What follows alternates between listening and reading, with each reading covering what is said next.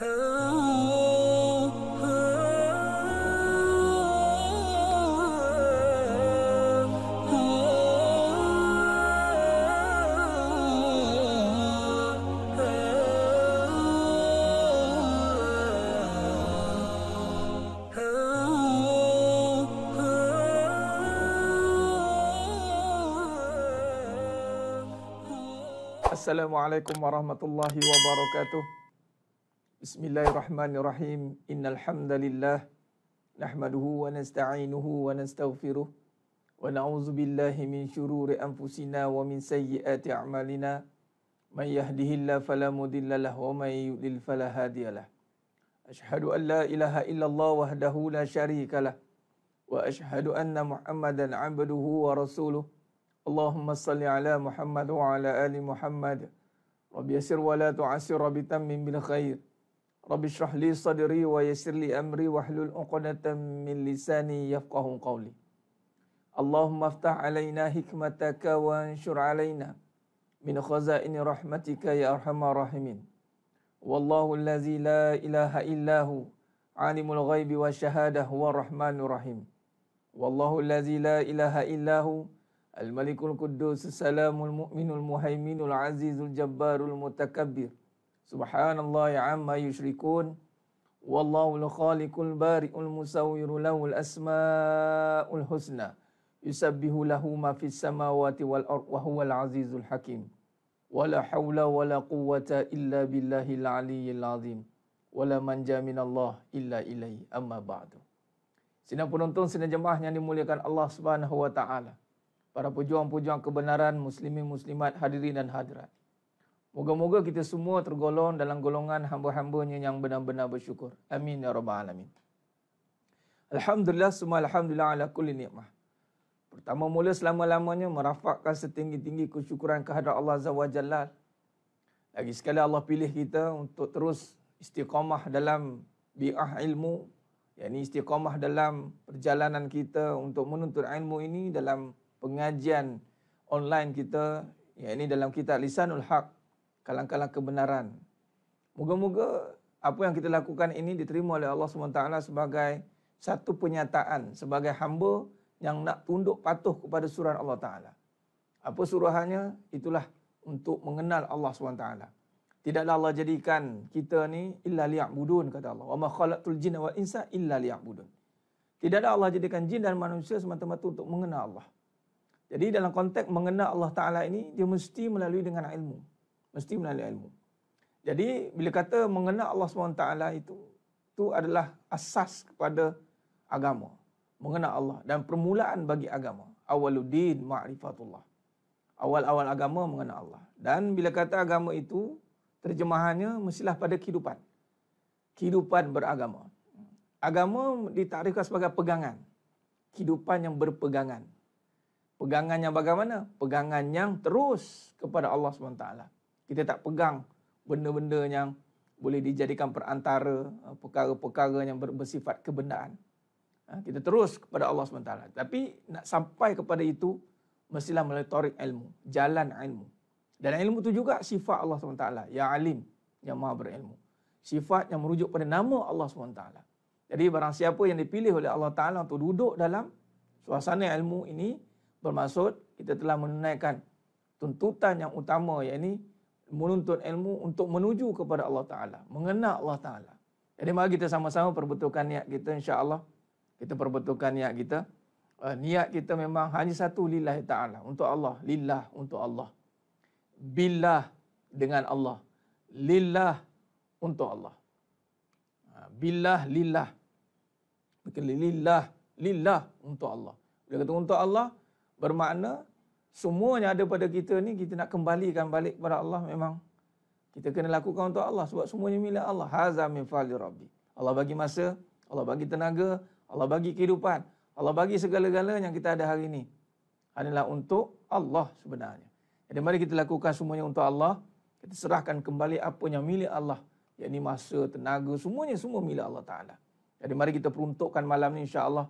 Dalam masa yang ada ni, kurang lebih 1 jam ini, insya-Allah kita cuba fokuskan perbahasan kita untuk memperhalusi lagi takrif-takrif yang kita nak rungkaikan dalam kehidupan kita ini agar tak nak kita hidup dalam kejahilan, kekeliruan sehingga kita tak mampu jadikan kehidupan kita sebagai ibadah. Jadi sedang mulakan Allah SWT memberkati majlis kita pada malam yang penuh barakah ni. Mari kita mulakan dengan membaca Ummul Kitab Al-Fatihah. A'udzubillahi minasyaitonirrajim. Bismillahirrahmanirrahim. Alhamdulillahi rabbil alamin. Ar-Rahmanir-Rahim. Maliki yaumiddin. Iyyaka na'budu wa iyyaka nasta'in. Ihdinas siratal mustaqim. Siratal ladzina an'amta 'alaihim ghairil maghdubi 'alaihim waladdallin. Amin. Allahumma salli ala Muhammad wa ala ali Muhammad. Allahumma salli ala Muhammad wa ala ali Muhammad. Allahumma salli ala Muhammad wa ala ali Muhammad. Bismillahi ma syaa Allah la yasuqul khaira illallah. Bismillahi ma syaa Allah la yasrifus su'a illallah. Bismillahi ma syaa Allahumma kana min ni'matin faminallah. Bismillahi ma syaa Allahu la ya'ti bil hasanati illallah.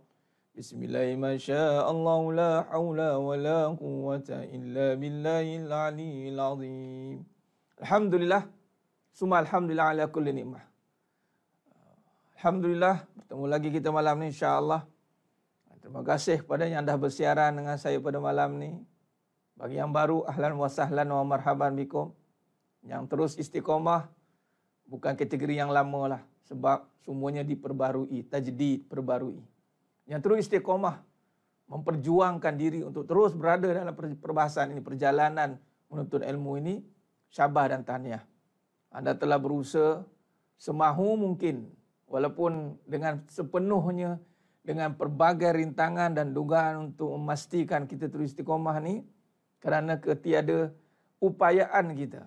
Kita ni tiada daya tuan-tuan. La haula wa la quwata illa billahil aliyyil azim. Berapa ramai yang mahu tapi tidak mampu. Maka dengan itu, sebab itu kena dengan billah, dengan Allah. Ramai yang tanya, Ustaz, macam mana nak istiqamah? Istiqamah tu mesti dengan Allah. Tanpa Allah tiada istiqamah. Sebab tu amantu billah. Bermula mesti amantu billah. Itu hadis. Sahabat jumpa Nabi SAW. Ya Rasul, nasihatkan aku dengan satu nasihat yang aku tak perlu tanya siapa-siapa dah. Maka Nabi pun cakap, mafhum hadis. Amantu billah. Summastaqim. Berimanlah kepada Allah dan istiqamahlah. Maknanya istiqamah digandingkan dengan amantu billah. Beriman. Nah, iman ini asasnya mengenal. Makna kata, bila kalau kita mengenal diri kita ini tiada daya, maka kita mengenal Allah yang berkuasa, sudah pasti kita berharap pada Allah untuk istiqamahkan kita. Bukan dengan daya kita. Kita tak ada daya, tuan-tuan. Saya tak ada daya untuk bercakap malam ni. Kalau Allah bagi sakit, tumbang saya.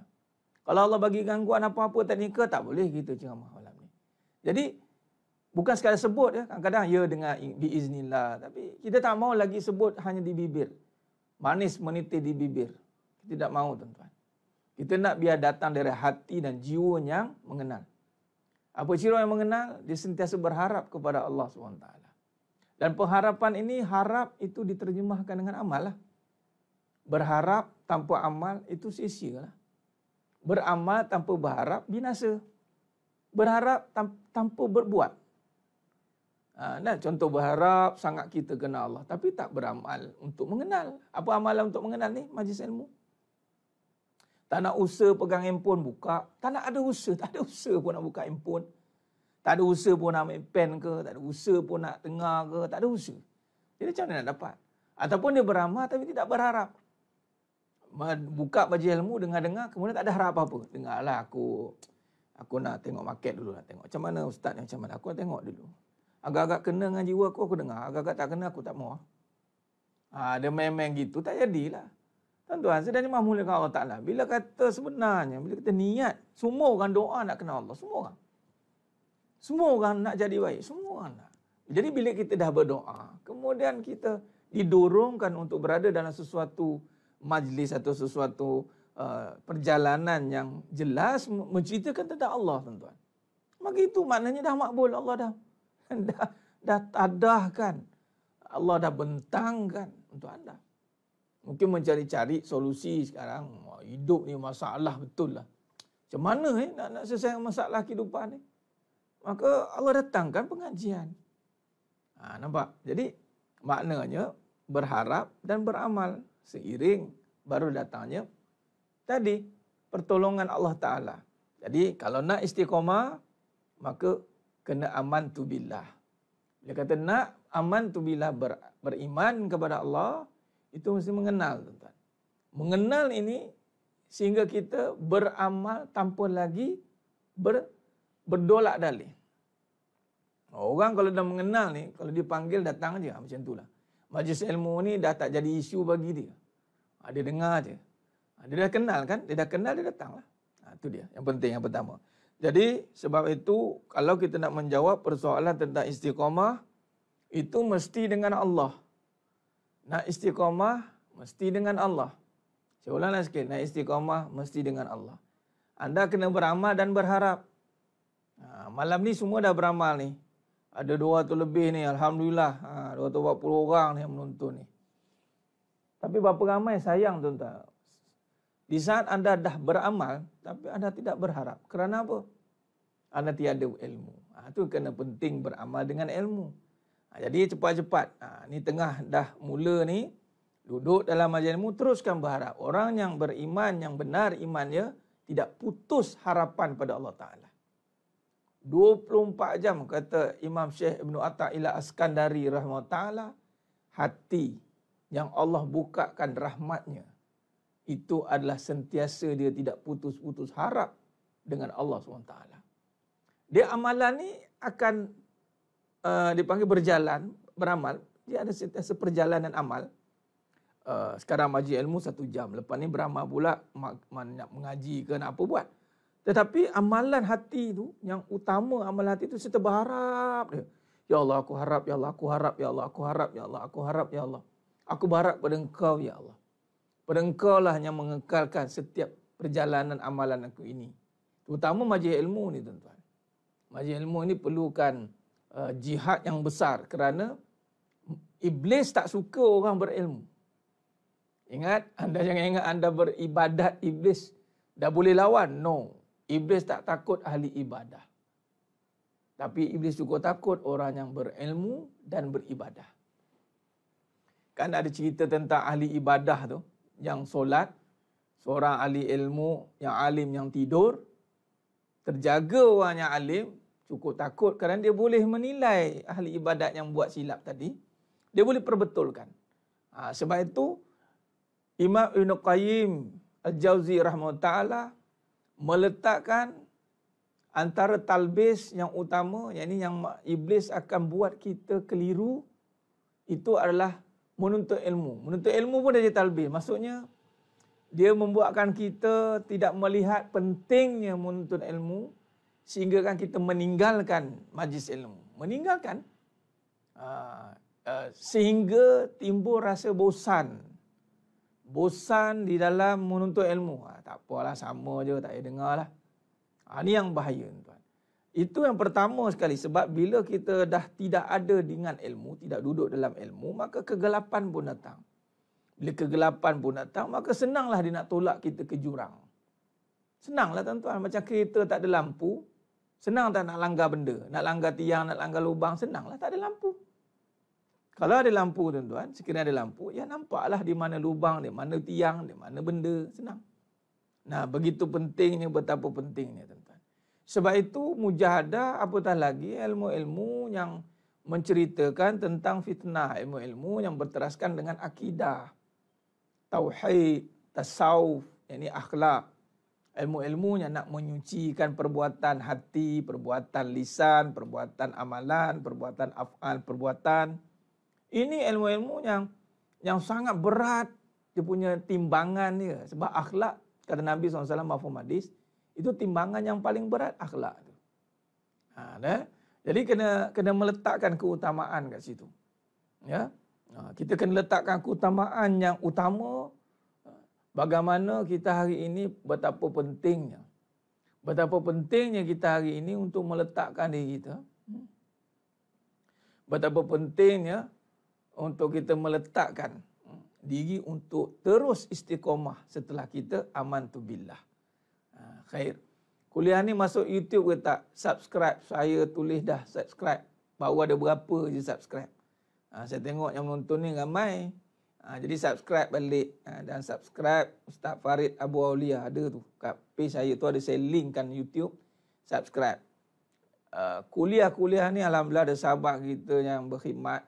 Volunteer nak bantu. Kemudahan untuk semua lah. Dengar balik. Nak dengar ulang pun satu hal juga. Dengar balik. Download, dengar balik. Banyak poin-poin yang penting yang dibahaskan secara terbuka. Itu paling penting. Tiada ada halangan-halangan tertentu yang demi menjaga perasaan-perasaan setengah-setengah individu, tak ada. Kita tak ada jaga-jaga perasaan sebab kita pertahankan kebenaran. Mungkin akan ada yang terguris perasaan. Macam tadi saya dapat WhatsApp, Ustaz, terima kasih saya terima kasihlah Ustaz, saya banyak bengalajar dengan kuliah ni. Alhamdulillah saya bagus. Sebarkan. Dia pun cakap, ya Ustaz saya sebarkan. Tapi tak kurang juga ada yang lari Ustaz, yang blok pun ada. Itu standard lah. Macam doktor dengan pesakit. Ada yang pesakit lari kan, standard. Standard, doktor ada je. Pesakit dia pasang susur. Kadang-kadang dia tahu dia sakit, dia tak mau datang. Tak apalah. Macam tu ibaratnya. Tapi tak semestinya yang nak jumpa doktor tu yang kena yang sakit. Kalau cerdik, yang sihat tu datang. Kalau cerdik. Sebab sebelum sakit, cegah. Kalau dah sakit datang, dia lain cerita. Kalau tengah sihat datang jumpa orang yang tahu, dia mencegah daripada kerosakan. Macam tu. Jadi sedang jemaah yang memuliakan Allah SWT, dengar ulang banyak perbahasan-perbahasan yang saya sentuh. Biiznillah. Dengan izin Allah dan dengan apa yang telah digaris pandukan dengan konteks perbahasan soft. Ingat, kaedah perbahasan kita bersandarkan kepada Thoriq Nubuwah. Soft. Soft. Saya ulang lagi sekali. Soft. Ini kaedah. Kalau tanya perbahasan ni yang mana-mana tak faham kadang-kadang tu, duk cerita apa ni? Kadang ni. Cerita kat dia, aku belajar tentang kehidupan. Bersandarkan pegangan yang benar, agama. Kehidupan beragama, bersandarkan Al-Quran. Al-Quran itu diterjemahkan, dibawa oleh Nabi SAW. Maka bagaimana Nabi SAW bawa dengan akhlak. Itulah sifat Nabi soft, sifat wajib bagi Nabi. Soft kita pakai. Bila tak pakai 4 sifat wajib bagi Nabi ini tuan-tuan, perbahasan kehidupan tunggang langgang. Bagi contoh, saya ada tengok satu perbahasan. Sebelum saya sambung topik untuk kita malam ni, teruskan kita sambung murojaah ya. Saya nak sambung murojaah dalam menangani kalam keraguan 22 tak silap saya. Tajuk ke-22 kita pernah sentuh. Saya nak sentuh poin-poin penting. Baik. Sebelum saya masuk tajuk tu, saya nak sentuh contoh. Ada satu kenyataan tu, contoh saya nak petik satu kenyataan ini. Bagaimana bila dia tak ada kaedah tuan-tuan? Bila dia tak ada kaedah perbahasan, sebagai contoh. Dia punya tajuk je, tengok tajuk. Ketika cemburu berubah jadi hasad. Nampak tak? Nampak. Guna ayat, ambil bahan daripada kitab, ya, rujukan, tapi kupasan berbeza. Contoh, saya baca. Fokus tuan-tuan dengar. Dia panjang sikit ni, tak apa. Saya nak bagi contoh ni. Kalam keraguan yang timbul macam mana? Apabila sudut pandang dalam mengupas suatu isu. Sebab kita mengupas isu kehidupan, tuan-tuan. Bila isu kehidupan, hujah-hujah ulama' dah ada. Tapi bila kita nak tengok kehidupan kita sekarang berlaku, bagaimana kita nak berhadapan? The current situation, uruf semasa. Uruf ataupun keadaan semasa. Sebab tu ada fatwa semasa. Jadi kehidupan semasa sekarang. Sebagai contoh, ketika cemburu berubah menjadi hasad. Nak tajuk pun dah pening sebenarnya. Adakah cemburu berubah jadi hasad ataupun hasad itu cemburu? Sebab tu pertama kena cari kebenaran dulu, sidik dulu. Sebelum tulis tajuk tu kena sidik dulu. Cemburu itu hasad atau cemburu berubah kepada hasad ataupun cemburu lain hasad lain. Apa beza tuan-tuan? Sedangkan kalau dalam perbahasan sebenar itu mesti bahas tentang perasaan terlebih dahulu. Bila bahas tentang perasaan baru keluar cerita tentang pecahan-pecahan dia ataupun dia panggil cabang furuk perasaan ini. Antaranya itu adalah hasad. Bukan perkataan cemburu dah. Hasad cemburu ni makna.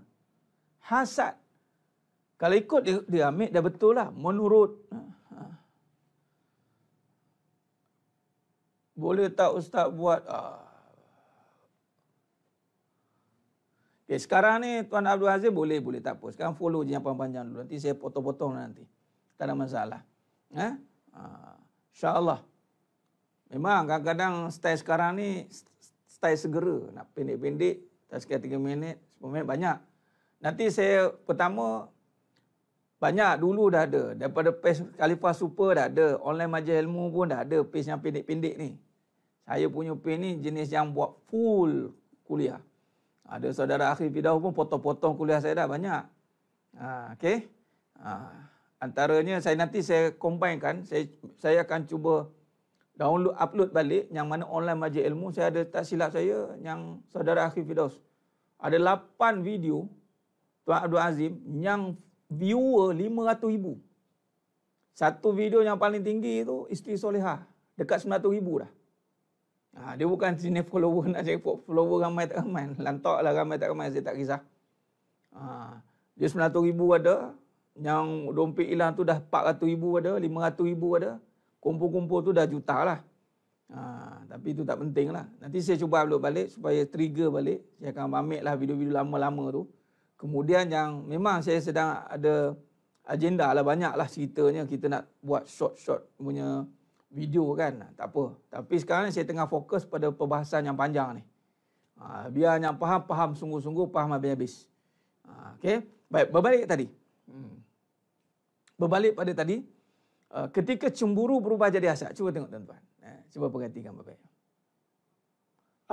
Apa perbezaannya? Bahaskan. Oh ya. Okey. Saya ingat soalan. Jika cemburu berubah menjadi hasad, bagaimana nak berhadapan? Ini bukan tanya bagaimana nak berhadapan. Saya nak cerita tajuk dia itu perlu dibahaskan.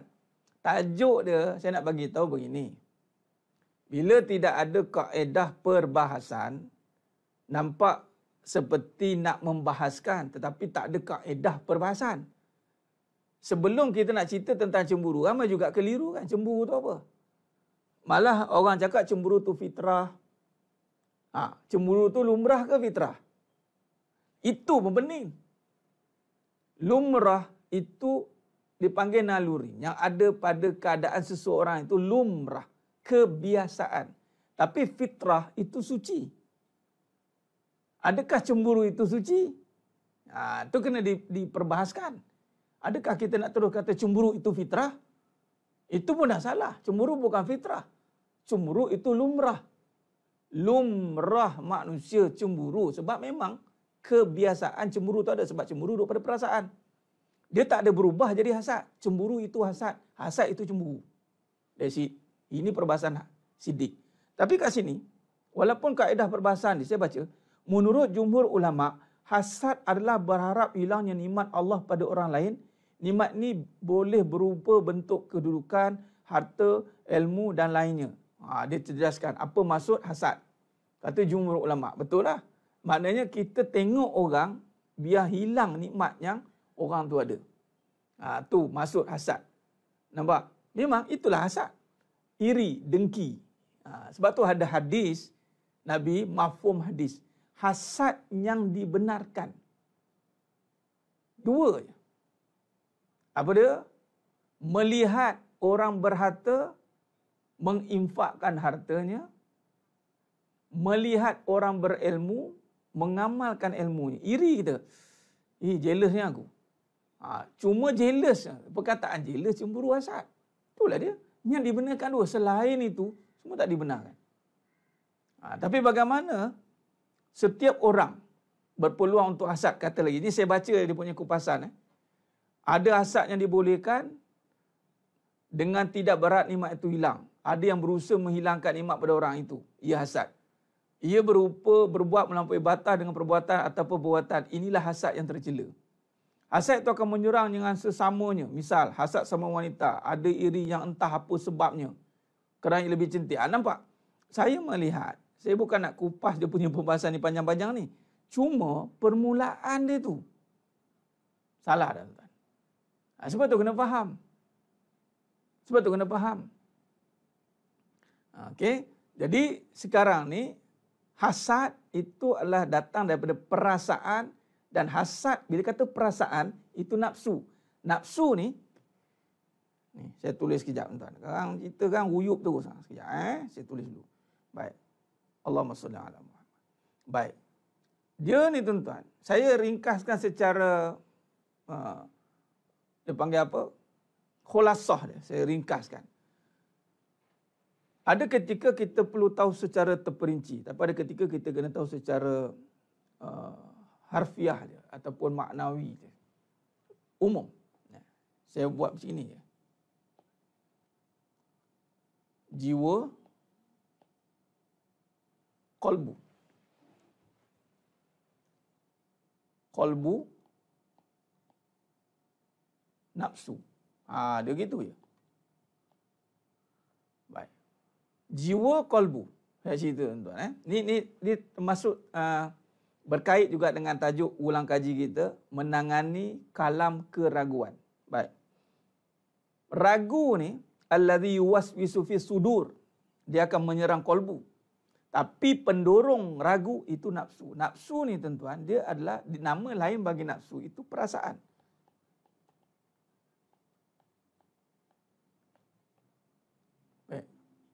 Qalbu ni dia bukan perasaan. Sebab tu dia cerita hati dan perasaan. Dia cerita bab jiwa. Hatilah. Dalam bahasa kita hati. Ini saya translatekan dalam bahasa kita. Hati dan perasaan. Tak bolehlah campur aduk kan. Perbincangan hati lain, perbincangan perasaan lain. Baik, cerita bab hasad tadi, dia duduk dekat ni. Hasad tak duduk kat hati. Cuma dia boleh mengganggu hati. Perasaan ni semua boleh mengganggu hati. Dia boleh mengganggu hati. Sebab dia menekan-nekan luaran. Apatah lagi hati yang kosong. Hati yang tidak berisi. Habislah, tembuslah masuk ke dalam. Itu pun Allah jaga lagi. Allah tak bagi tembus pun. Allah jaga. Okey. Baik, hasad itu duduk pada perasaan. Baik, kecenderungan perasaan, kecenderungan nafsu ini kepada amarah. Nabi kata, nafsu cenderung pada kebendaan. Nafsu cenderung kepada kemana? Sebab tu level kedudukan nafsu tu dia bermula dengan amarah. Dia amarah ni paling rendah di bawah. Amarah ni marah-marah. Amarah ni amarah dia, marah-marah, kebendaan, nafsu kebidatangan, dia ke bawah. Dia naik lawamah, mulhamah, lepas tu naik mutmainnah. Dia pun naik nafsu yang dijinakkan, dia panggil nafsu yang telah ditundukkan oleh jiwa yang kenal Allah. Jiwa yang kenal Allah membuatkan nafsu itu menjadi tenang. Jiwa yang tenang. Itu bila?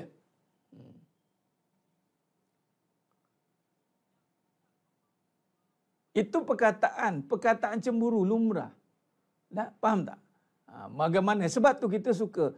Cuma saya nak bagi tahu, bila jadikan Sayyidina Aisyah, saya dah bagi tahu, saya warning. Bila nak bawa kisah cerita Nabi, saya letakkan anda kena faham satu benda. Jangan sesekali compare dengan membayangkan cemburu tu macam kita. Anda boleh bezakan tak ahli syurga punya cemburu budak-budak punya cemburu dengan mak budak punya cemburu. Sebelum saya cerita Sayyidatina Aisyah radhiyallahu anha tu, saya nak bagi tahu. Budak-budak yang tak ada dosa punya cemburu. Dia cemburu tak? Kalau kita beli anak kita ni si anak yang pertama ada gula, yang kedua dengki. Nak juga marah. Nak samakan ke anak yang tidak berdosa dengan pendosa macam kita ni? Tak boleh lah. Nak compare apple, biar dengan apple. Tu kan. Tak tercompare lah. Cemburu je. Itu memang ada lumrah. Tapi ahli syurga. Ahli syurga ya Ustaz. Tak boleh lah. Jadi kita ni jangan pakai lah. Tak boleh. Sebab cemburu yang pendosa ni biasa memang bawa kepada benda. Cemburu ahli syurga sekejap je. Nah, okey dah settle. Kita punya cemburu sampai nak kerat 18. Kita tu punya cemburu merajuk 3 bulan. Aisyah radhiyallahu anha merajuk berapa hari? Sleep second. Ada cerita berapa jam tak? Ada tak detail hadis tu cerita berapa minit? Kita cemburu berapa lama? Siap pendam ke hati, dah masuk ke hati dah. Nampak? Nak cemburu kita. Jangan sebut nama dah. Saya tak mau dengar. Jangan sebut katanya. Jangan sebut kata. Ni okey ni. Jangan. Dah ada masuk cemburu kita ni. Masuk ke dalam. Masuk ke dalam jiwa terus. Habis. Tak boleh. Jadi, kalau nak cerita tentang Aisyah radhiyallahu anha dengan Ummahatil Mukminin, kita tengok ahli syurga. Kita ni masih lagi tak tahu kedudukan kita di mana. Maka kalau kita cerita tentang cemburu tadi, maka kita kena lihat kecenderungan cemburu kita itu mesti membawa kepada binasa. Mesti. Itu sebab perasaan. Ingat kedudukan hasad dekat mana? Dekat perasaan. Perasaan duduk mana? Nafsu. Nafsu kita masih dah jinak ke belum? Belum. Nafsu kita belum dijinakkan lagi. Sebab tu nafsu yang dijinakkan itu, maka hasad dia itu hanya berada pada 2 keadaan. Hasad yang dibenarkan oleh agama, itulah pada ilmu dan harta. Malah ilmu dan harta ni pula dia bawa kepada pahala. Kan selesai masalah. Masih berbicara soal pahala. Tapi hari ini kita membenarkan, ni maksudnya. Kita membenarkan cemburu itu dengan harapan standard lah. Standard lah cemburu. Ada lah, jangan marah lah.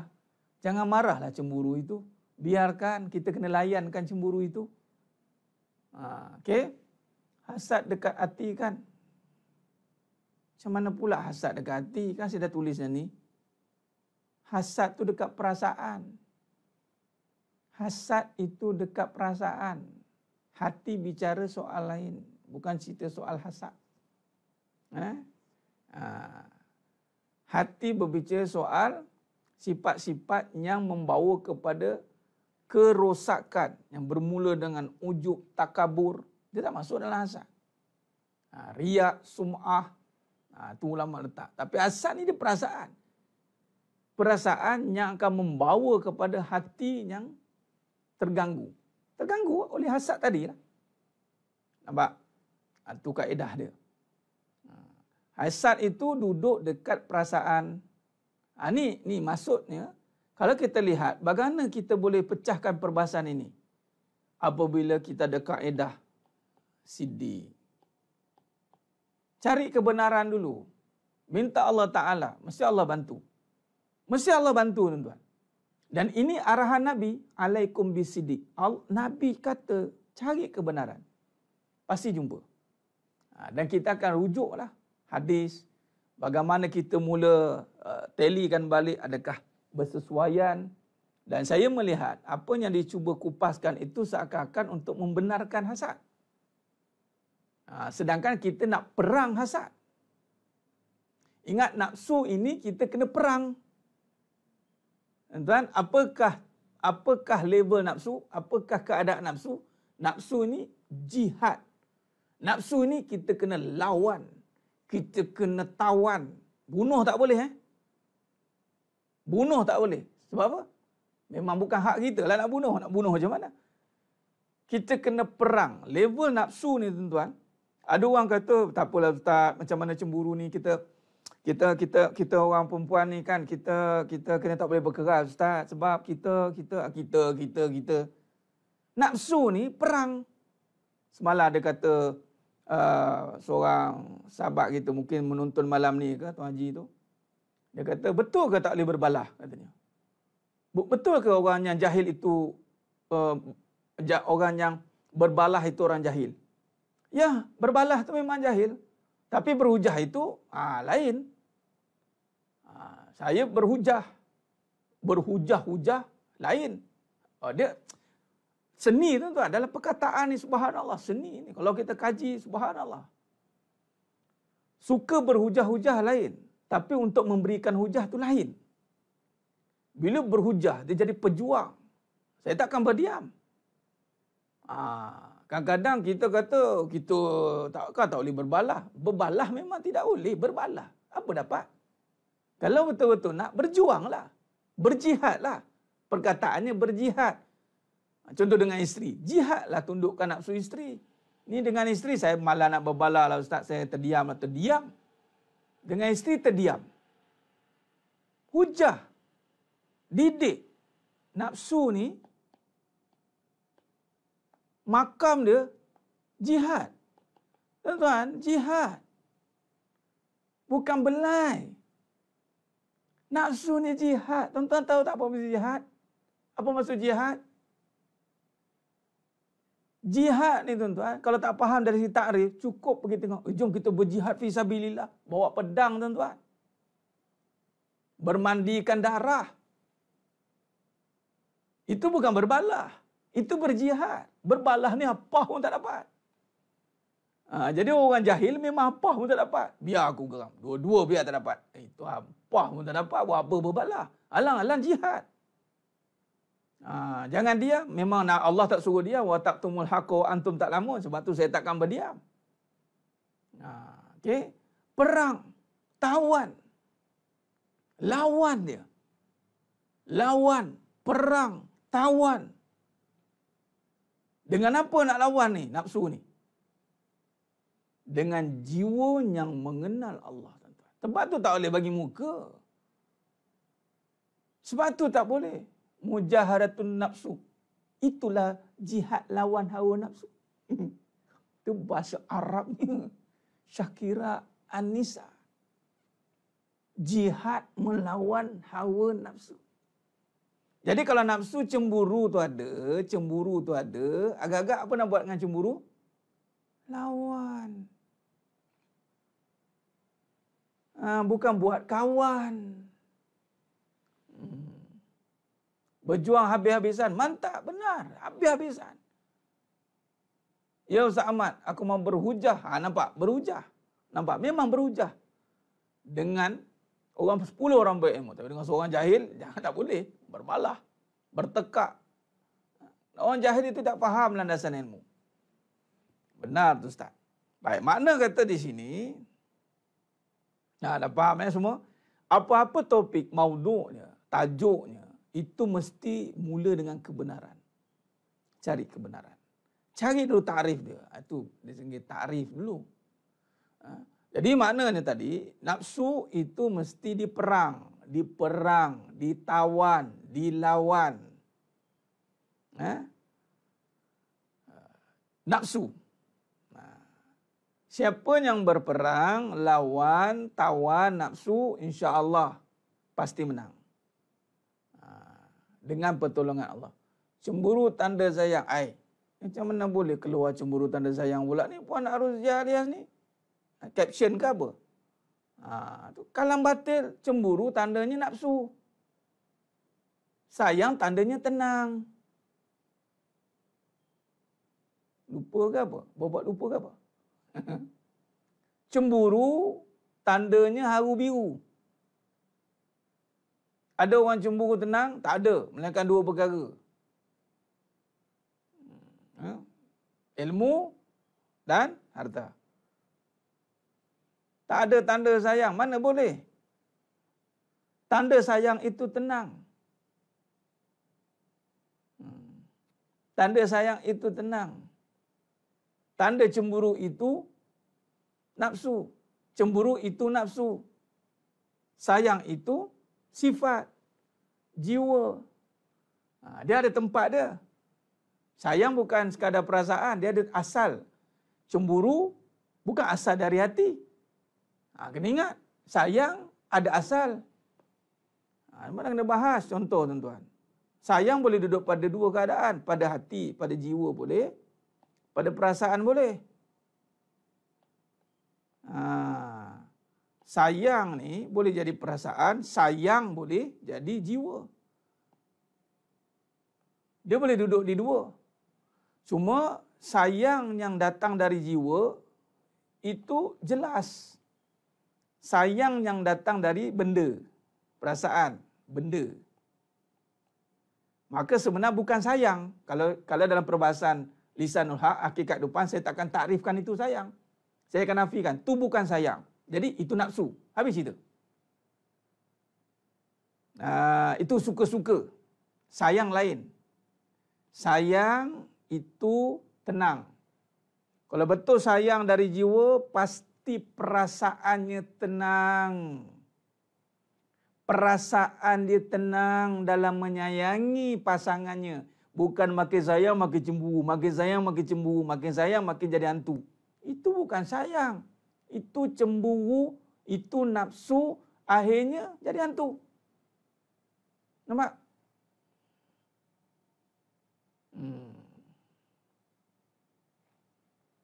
Tanda sayang itu tenang. Ini tak boleh ni. Ini mandatory tu salah tu. Jangan. Kita dah mengaji, jangan silap. Okey, itu mandatory. Jangan. Sayang itu memang tenang. Tapi ustaz, macam mana tiba-tiba sayang boleh jadi cemburu? Itu bukan sayang. Habis itu. Bukan sayang. Itu mungkin perasaan dia yang meniru-niru sayang itu. Rupa-rupa bukan sayang. Dia macam kopi lah tuan-tuan. Dia tiru yang original. Tapi bukan dia. Nampak macam dia ambil nama. Dia ambil nama sayang tu. Dia tempel dekat yang palsu. Dia tempel dekat nafsu. Dia tempel dekat cemburu. Lepas tu kita namakan, inilah sayang. Makin sayang, makin cemburu. Lepas tu ada pula yang cakap macam ni pula tu. Habis ustaz, lelaki tak boleh cemburu lah. Kalau lelaki tak cemburu, kan dayus. Kalau saya kata, bukan cemburu dah. Bukan soal cemburu dah. Lelaki kalau nampak perempuan tu, tegah terus. Mana yang haram, haram lah. Yang halal tu halal, yang haram tu haram. Bukan nak rasa-rasa cemburu lagi dah. Hukum terus. Ni awak tak boleh. Jangan nak suka-suka keluar-keluar dengan lelaki. Tak boleh. Haram. Habis itu. Takkan ni abang cemburu tau. Cemburu tau. Apa pula perkataan keluar macam tu. Tak boleh terus. Itu cara dia.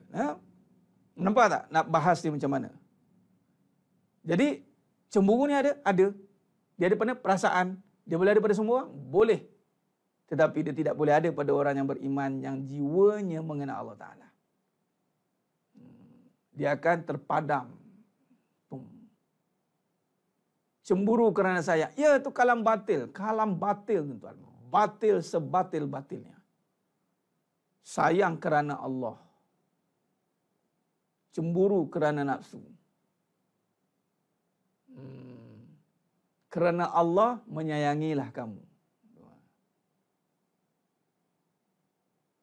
Baik. Benar Tuan Muhammad Zulemi. Bukan soal cemburu dah. Hukum terus. Ni abang cemburu lah tu. Abang cemburu lah tu. Mana boleh kita main dah perkataan cemburu lah tu, cemburu lah tu. Bab suami tak ada lagi. Kalau tak ada cemburu nanti dayus lah. Apa pula tak ada cemburu tu? Dayus. Kadang-kadang pula. Sebab tu kena belajar hukum. Baik, jelas kat situ. Jadi, kalau kita lihat sidang jemaah yang muliakan Allah Subhanahu Wa Taala, jangan lagi terkeliru. Ini kalam-kalam batil. Kalam-kalam batil. Baik, kalam-kalam batil itu yang boleh merosakkan. Allahumma salli ala Muhammad. Khair.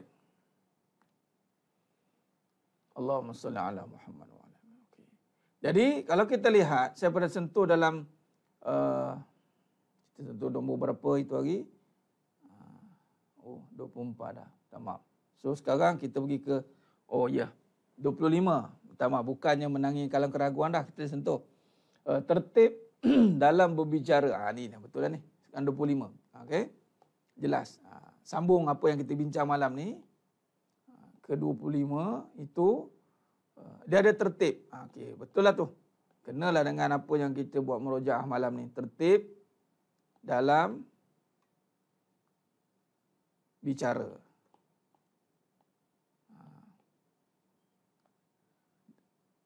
Menguasai keadaan dan perasaan. Nah, ini dia. Menguasai keadaan dan perasaan. Okey. Apa yang kita bincangkan tadi, itu adalah bagaimana tertib. Betul lah tu. Apa yang saya bincangkan itu kenalah dengan apa yang kita nak buat ulang kaji ni. 25, 26 mengatasi gangguan kehidupan dengan kalam kebenaran. Okay. Lepas tu kita masuk yang ke-26.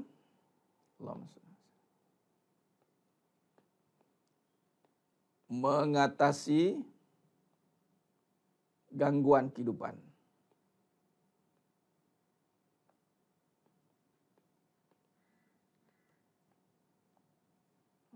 Okey.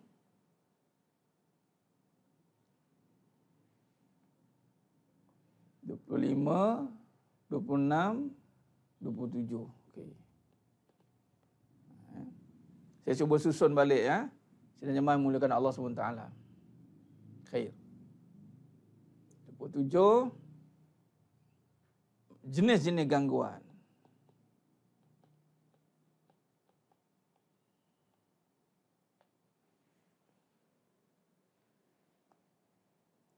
Lapan, penstrukturan hati.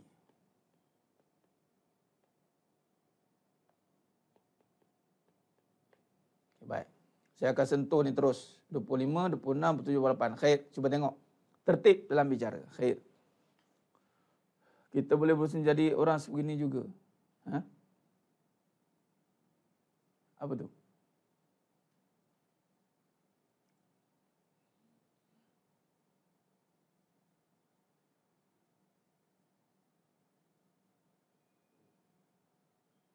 Okey, tak apa.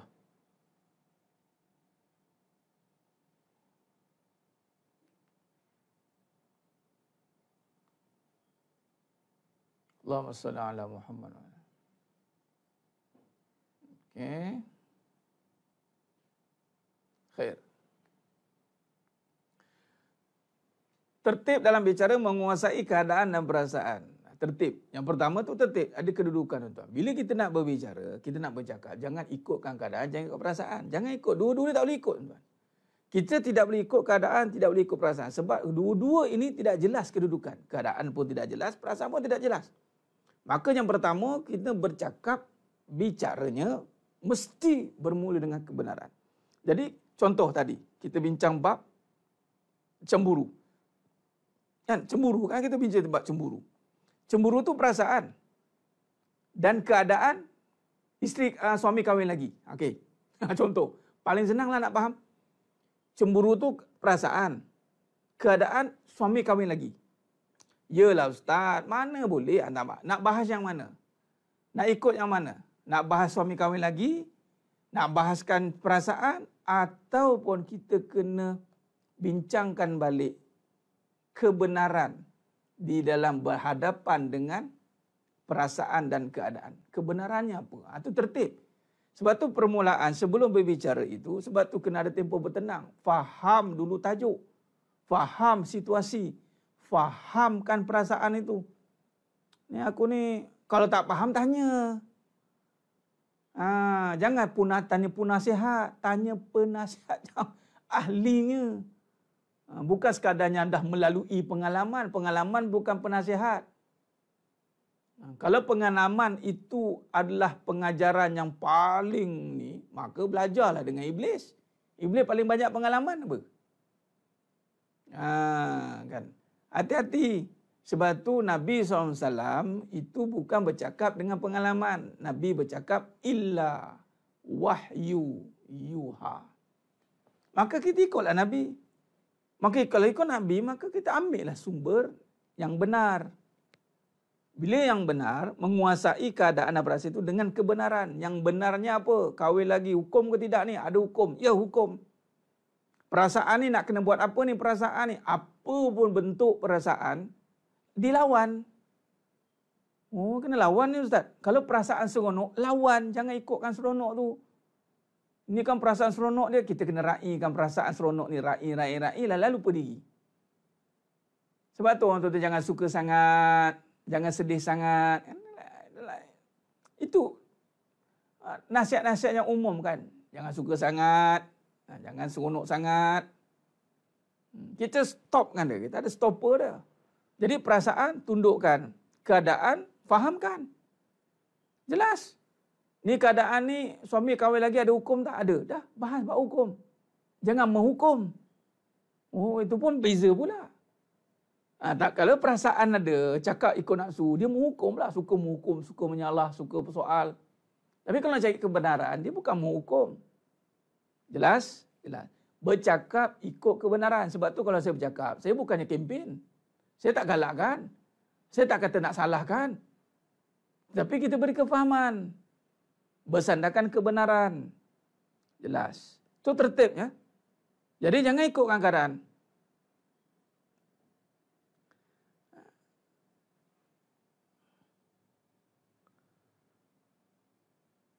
Jangan ikutkan keadaan, jangan ikutkan perasaan.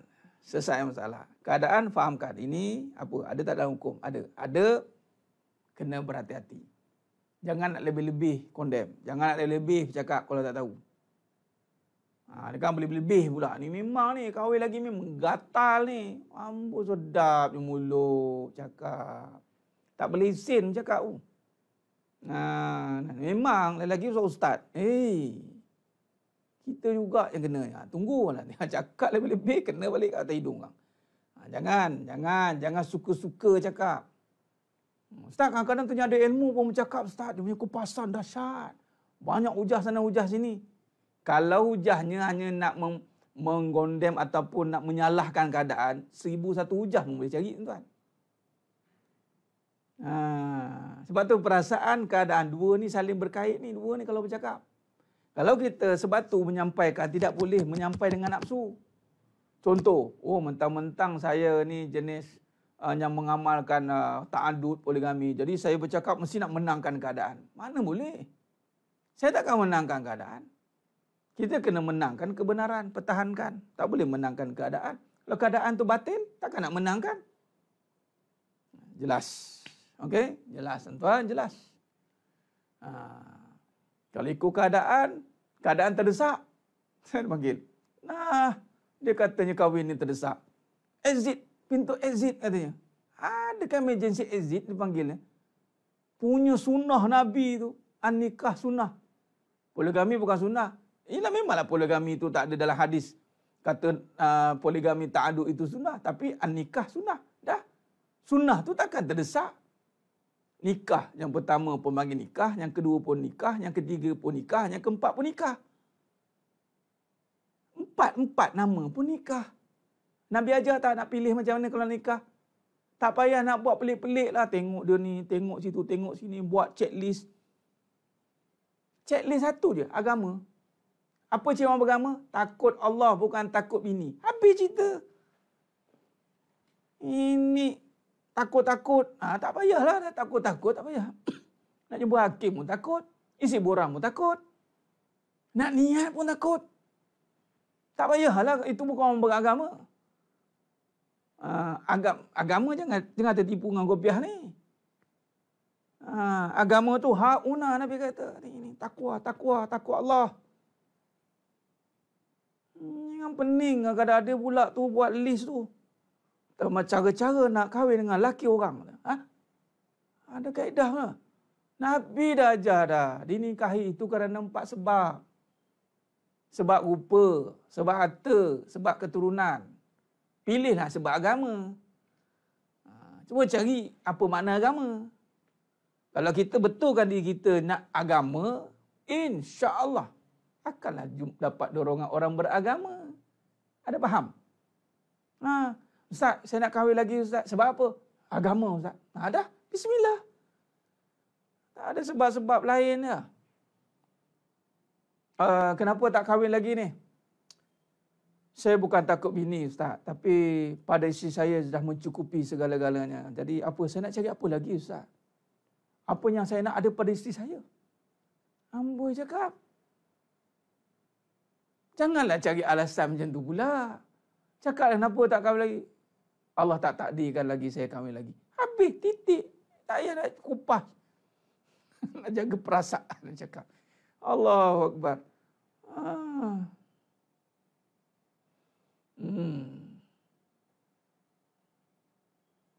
Mengatasi gangguan kehidupan.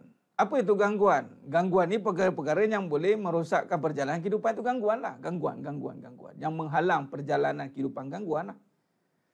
Kehidupan ni menuju kepada mana? Lebuh raya kita. Lebuh ni. Projek pemindahan lebuh raya ke syurga. Kehidupan kita ni ke mana? Kehidupan ke akhirat. Yang mengganggu kehidupan kita.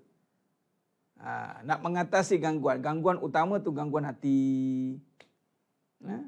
Gangguan hati.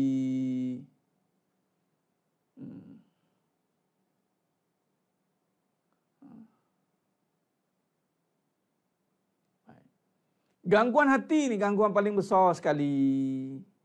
Bila hati terganggu sebab apa? Ragu. Ragu sebab apa? Keadaan, perasaan tu berbalik pada tertibnya atas tadi. Ya? Jelas. Senang tuan-tuan. Kalau Allah bantu kita mengaji ni, Allah senang. Lapang hati kita. Tapi Ustaz tak faham-faham lagi ni. Tak faham, tak dapat dia nak nolong. Minta Allah Ta'ala fahamkan, insya-Allah. Fahamlah nanti. Sebab apa yang kita bahaskan ni jelas, straightforward tuan. Tinggal lagi kadang tu sakit lah nak faham. Nak menelan tu sakit lah sikit. Kadang bukan sikit, sakit banyak. Jadi tak apalah. Itu ubat kan. Berkata benar tu pahit. Dan itu Nabi suruh. Berkatalah benar walaupun pahit. Allahumma salli ala Muhammad wa ala ali Muhammad. Khair. Jadi berbicara tu jelas. Tuan-tuan, kadang-kadang kita bercakap pastikan tidak menyebelahi keadaan. Pasti jangan bercakap ikut perasaan. Kalau tidak boleh bercakap ikut kebenaran, diam dulu. Diamilah.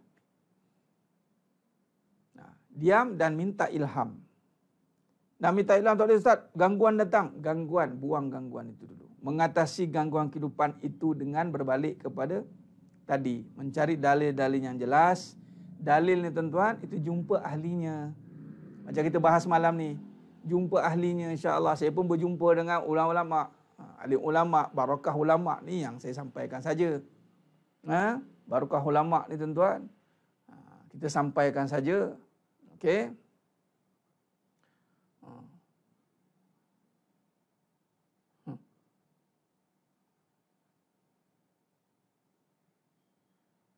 Itu kalam batil tu saya bukan takut isi Ustaz, tapi isi tak takut dengan saya. Kalam bukan batil lagi dah. Rosak. Benar. Kenapa tak kahwin lagi? Allah tak takdirkan lagi. Ya takdir. Jodoh. Takdir. Anda ingat apa? Ingat. Allah Ustaz kalau tak usaha tak jadi Ustaz. Nampak? Takkan usaha yang menjadikan. Tak selesai lagi berakidah kita kan macam tu.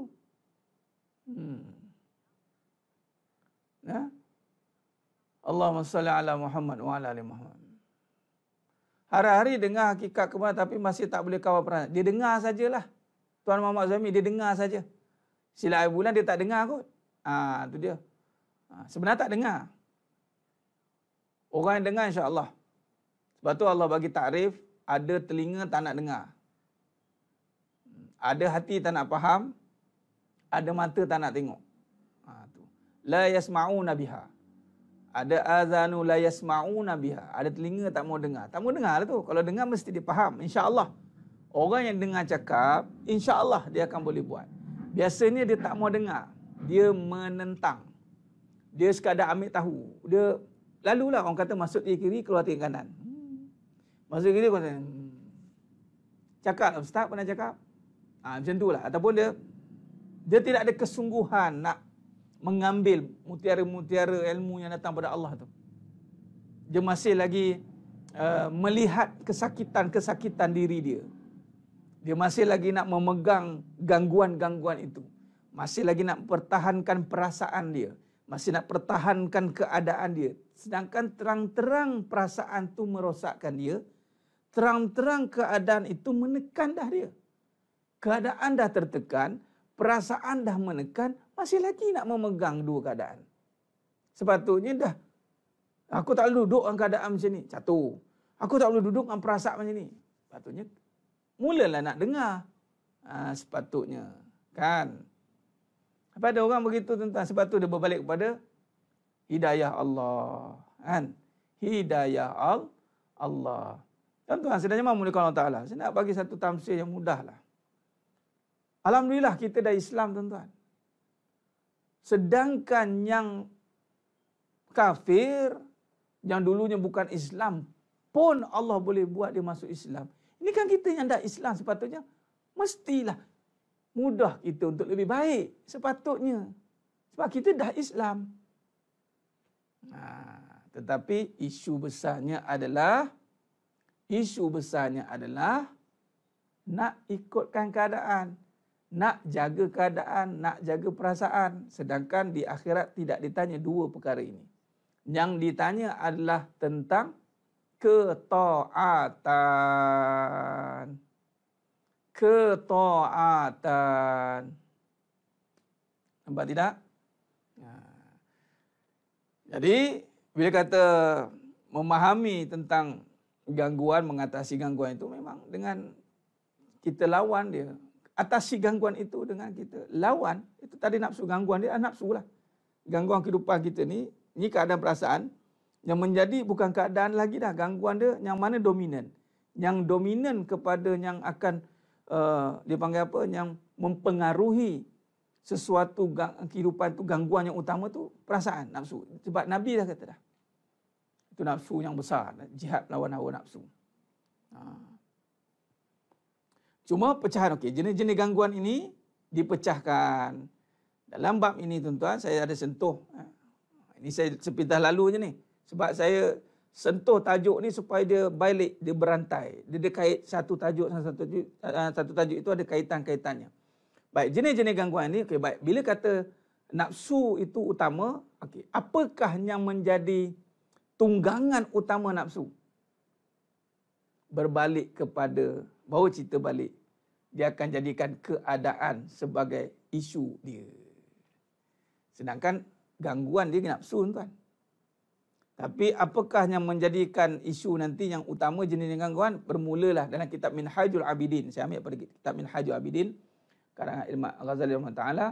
Imam Ghazali rahimahullah meletakkan yang pertama gangguan itu adalah dunia. Jadi dunia ni menjadi pendorong kepada gangguan tadi. Dunia ni tuan-tuan, dunia sebab tu ulang balik, ulang dan ulang. Dunia ni hijab paling utama tuan-tuan, dunia. Diri pun duduk kat dunia, nanti diri. Iblis pun akan jadikan dunia tunggangan, nafsu dia pun akan jadi gunakan dunia. Dunia akan jadi battle. Sebab tu dunia dipanggil darul imtihan, tempat ujian. Kerana ketiga-tiga elemen ini akan duduk dekat dunia, tuan-tuan. Jadi siapa yang mampu menguasai dunia ini sebelum iblis kuasai, sebelum nafsu kuasai, maka dia berjaya. Kuasai dunia dengan apa? Dengan jiwa. Jangan biar iblis menguasainya. Jangan biar nafsu menguasai.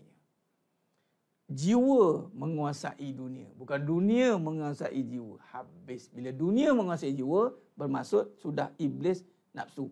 Iblis, dia menunggang nafsu. Nafsu menunggang dunia. Dia macam itulah ya. Okey.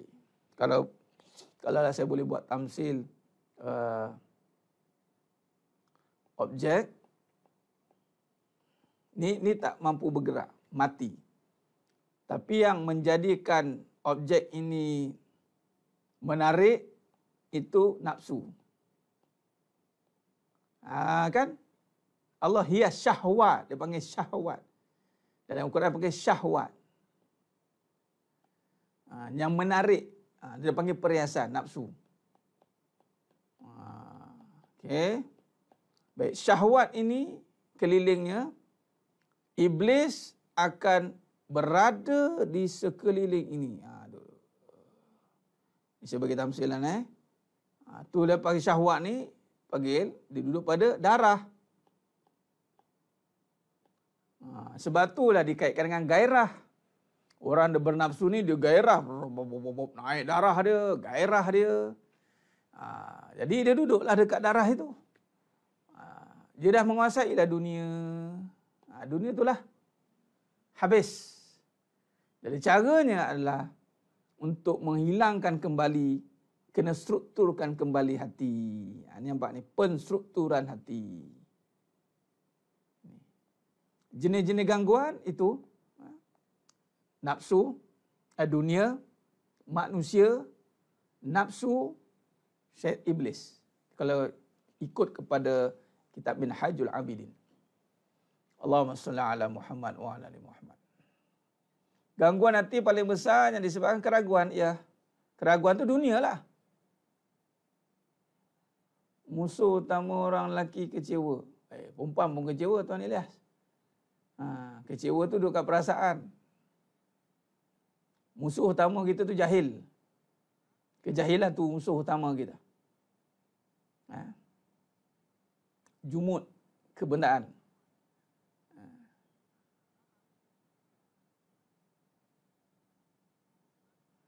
Setelah kita kuasai dunia itu, barulah jadi mazratul akhirah. Baru ada jadi jambatan. Barulah jadi. Sebab tu lebuh raya, bukan jambatan lagi. Jambatan tu boleh. Tapi kita modernkan, dia panggil lebuh raya. Lebuh raya ke syurga. Tapi still lagi ada halangan-halangan lah nanti. Lintasan-lintasan yang melintah-lintah nanti. Kan? Tapi insyaAllah, sekiranya lebuh raya itu ada maintenance-nya. Ada maintenance-nya yang baik, ada dipasang dengan sistem keselamatan yang baik, maka lebuh raya itu okeylah. Allahumma salli ala Muhammad wa ala ali Muhammad.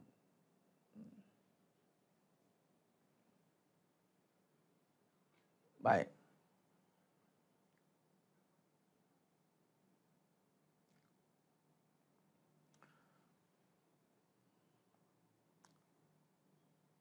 Bila kata gangguan ni tuan-tuan, saya nak maklumkan, saya nak bagi tahulah. Jangan buat main dengan gangguan ni. Jangan jadikan bahan lawak. Orang perempuan jangan jadikan ni sebagai, cubalah bang. Jangan. Anda menyiksa diri anda sendiri. Lelaki jangan ajar isteri untuk melawak dengan benda-benda macam ni. Jangan biarkan. Saya jenis bertegas dengan benda-benda macam ni. Jangan biarkan isteri jeling tu, beranilah bang.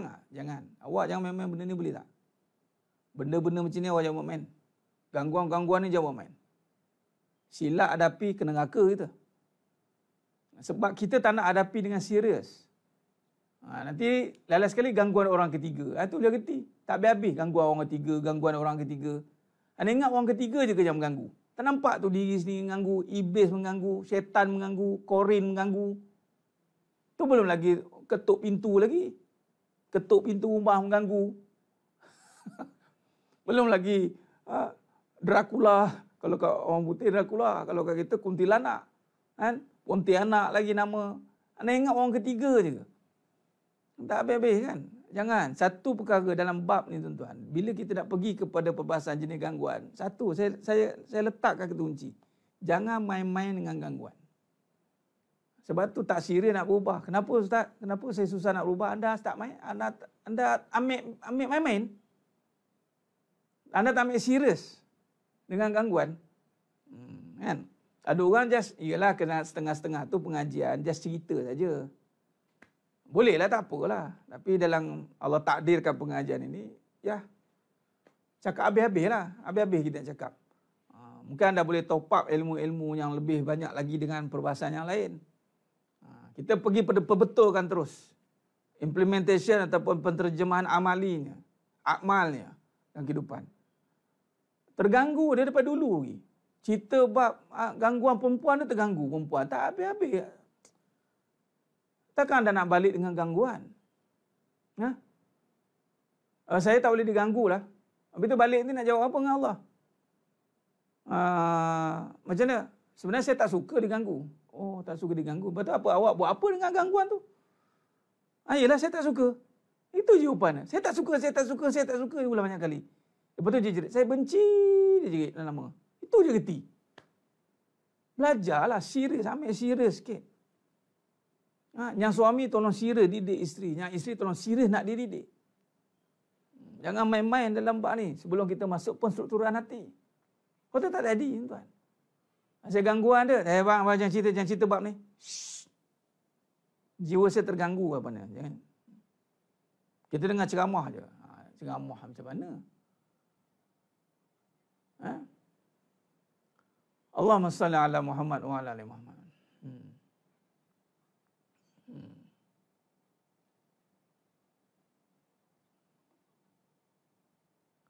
Okay, betul, asas stres. Perasaan itu stres. Duduk kat perasaan lah kan. Stres duduk kat perasaan. Perasaan ni nak diselesaikan dengan apa? Ikutkan perasaan lah. Kalau cara barat. Tegur Ustaz, bagus Ustaz tegur lelaki. Saya tegur lelaki hari-hari. Bukan baru tadi je saya tegur lelaki. Puan umur Muhammad Atiqullah. Kalau perhati baik-baik, semua yang mendengar ni banyak perempuan. Ke ramai lelaki? Ramai lelaki yang dengar ni. Ada je lelaki-lelaki yang bersama dengan saya yang secara nak personally datang terkesan. Walaupun dengar macam tak tegur lelaki. Sebenarnya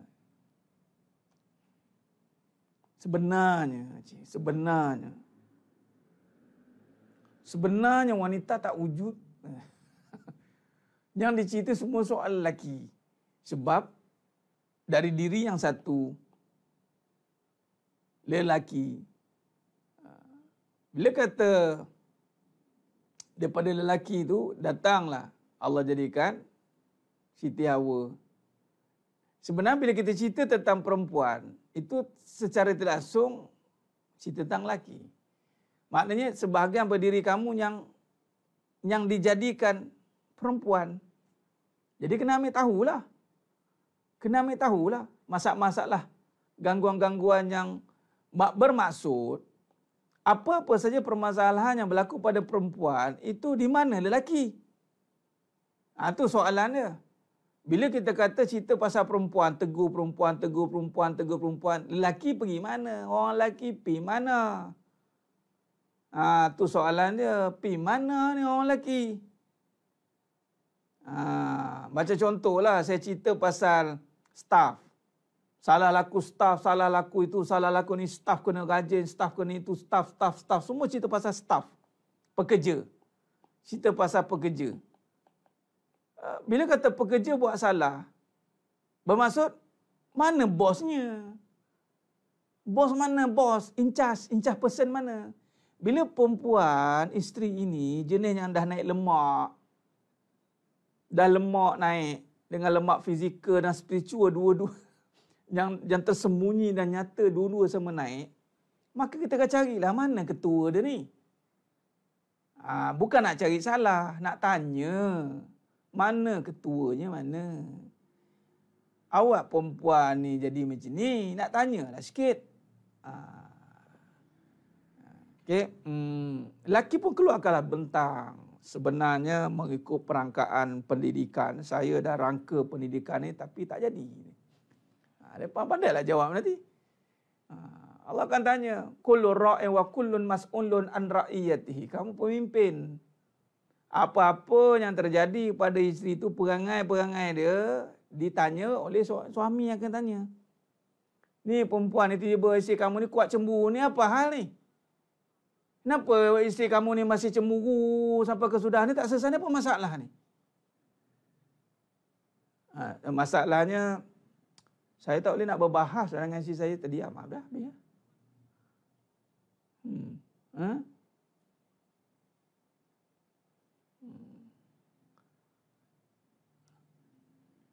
Laki pergi cari duit, tak apa, itu laki yang jawab. Perempuan pun ditanya pula. Jangan ingat perempuan tak ditanya. Allah tanya pula, dah tahu laki pergi hobi dengan kawan kamu tu, tak reti. Kamu tak ada iman ke? Kamu bukan perempuan beriman. Dah kamu pun ikut 2 ke 5 macam suami kamu tu tak ada akal nak fikir. Tu bahasa mudahnya. Nampak? Memang perempuan tak payahlah jawabkan bagi pihak lelaki, tak payah. Kita ni tak payah sibuk jawabkan hal orang. Bila dia tanya mana suami kena jawab sendiri. Bukan isteri tolong jawab. Isteri diam. Isteri akan ditanya pula. Malaikat, next, your turn. Next, you diam. I tengah tanya suami you. Kan? Ni jadi teruk ni. Contoh kan. Bila kata gimana ni masuk soal umum, bila habis lah. Cari suami. Allah tanya satu-satu. Isteri tak payah jawabkan bagi pihak suami. Isteri ditanya pula hal perihal diri dia dan anak-anaknya. Didikan ke bawah. Suami ditanya isteri dan anak-anaknya. 2. Itu cara dia. Malaikat, of course malaikat kan speaking. Why not? Talk to my hand. Apa masalah ini? Tak ada masalahnya. Kita tengah bahaskan kedudukan ni. Jangan main-main dengan gangguan. Jangan main-main dengan gangguan. Ni tajuk ni nombor 27 ni. Okay. Allahumma salli ala Muhammad wa ala ali Muhammad. Khair. Baik. Jadi maknanya,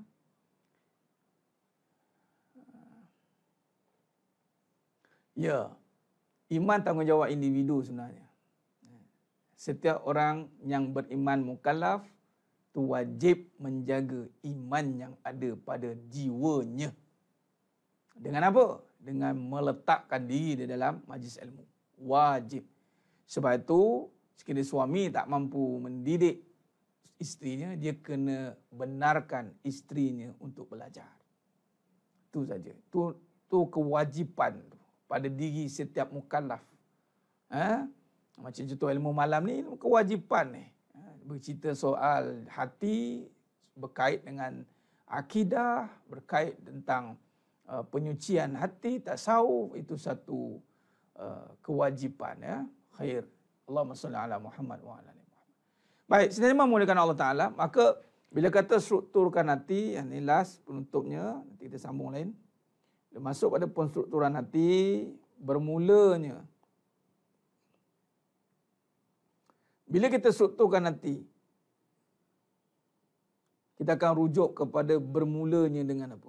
Bila hati ni tuan-tuan, jiwa ni,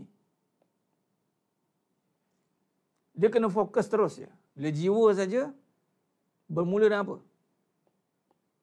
Billah. Bismillah.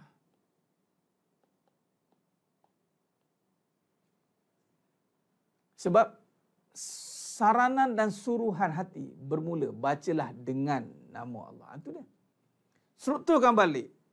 Letakkan balik susunan dia. Bermulanya hati itu, jiwa itu dengan ini. Bismillah. Maka mestilah bahas tentang hati bila jiwa ni. Bukan cerita bab sakit hati dah. Tak ada cerita bab sakit-sakit hati dah sebenarnya. Jiwa dia cerita je mengenal Allah. Strukturkan hati kemudian. Hati ni sakit sebab dia jauh daripada Allah lah. Hati tu sakit, jauh daripada Allah. Dia tak mula dengan Allah. Itu strukturan, pengstrukturan hati. Ya? Allahumma salli ala Muhammad wa ala ali Muhammad.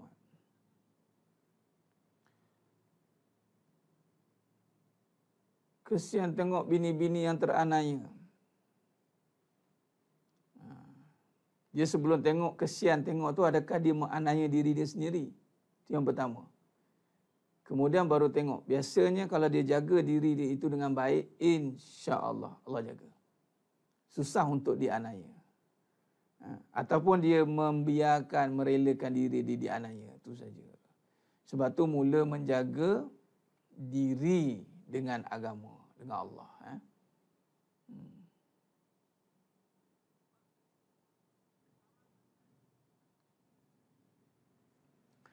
27 jangan main-main dengan gangguan. Jenis-jenis gangguan. Bukan jangan main-main dengan gangguan. Jenis-jenis gangguan cuma saya tekankan jangan main-main dengan gangguan ni. Jangan ambil mudah dengan gangguan. Jangan ambil mudah. Okey.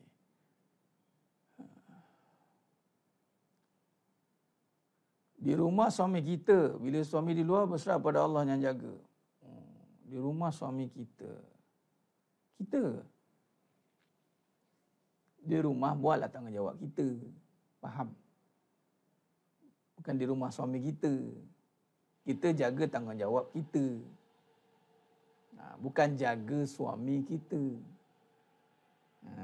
Dalam rumah, luar rumah, semua Allah jaga. Faham? Kita dijaga oleh Allah. Kita menjaga apa yang Allah suruh. Jadi seorang isteri yang menjaga ketaatan pada Allah dengan melaksanakan tuntutan sebagai isteri, maka terjagalah isteri. Terjagalah suami dia. Allah jagalah. Sebab kita menunaikan hak Allah dengan mentaati suami. Maka Allah jagalah suami ni. Tak ada listah. Saya dah taat dah suami saya, Ustaz. Saya dah buat dah macam-macam. Ini yang saya dapat. Kamu tak ikhlas? Kamu yakin kamu dah buat sesungguhnya? Kamu tak belajar bab-bab ikhlas ke? Jangan ingat kuderat saja. Jangan ingat fizikal saja yang bersungguh-sungguh. Hati kamu buat dengan kesungguhan tak? Sepenuh jiwa buat kerja? Tu banyak persoalan tu kita perlu rungkaikan. Sebab tu orang yang ikhlas, orang yang puas. Khair. Jadi sebenarnya mahu dekat Allah Subhanahu Wa Taala.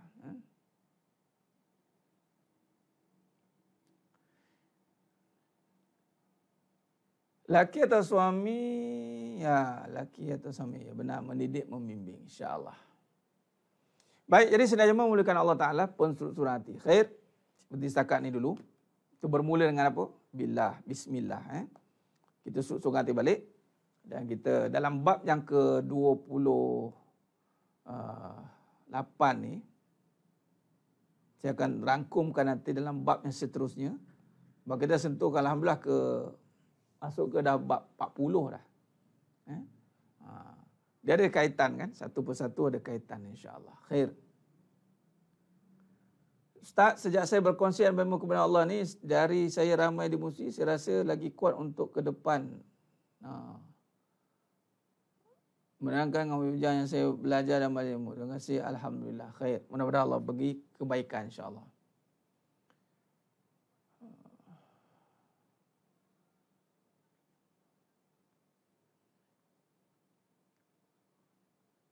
Amin. Haza min fali rabbi. Alhamdulillah. Khair. Saya kira cukup setakat tu dulu perbahasan kita pada malam ini.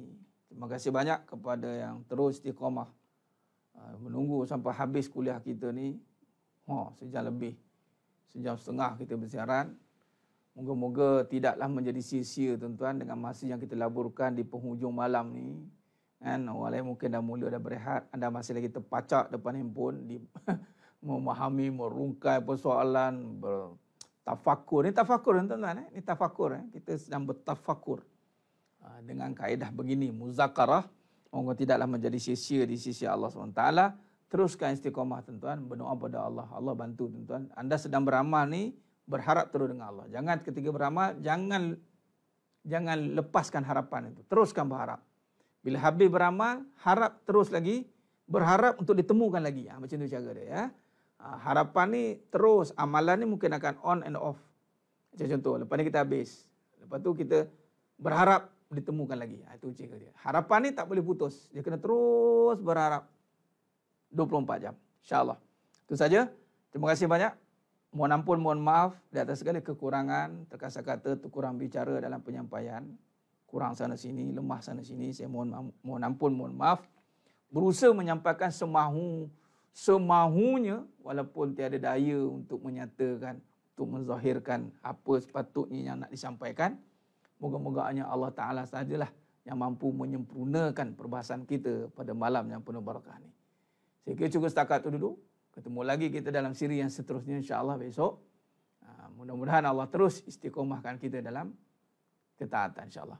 Aqulu qawli hadza wa astaghfirullah azim li wa lakum. Wa bila taufiq wal hidayah. Wassalamualaikum warahmatullahi wabarakatuh. Kita tangguh dengan tasbih kafarah dan suratul Asr. Subhanakallahumma wa bihamdik. Asyhadu an la ilaha illa anta astaghfiruka. Bismillahirrahmanirrahim.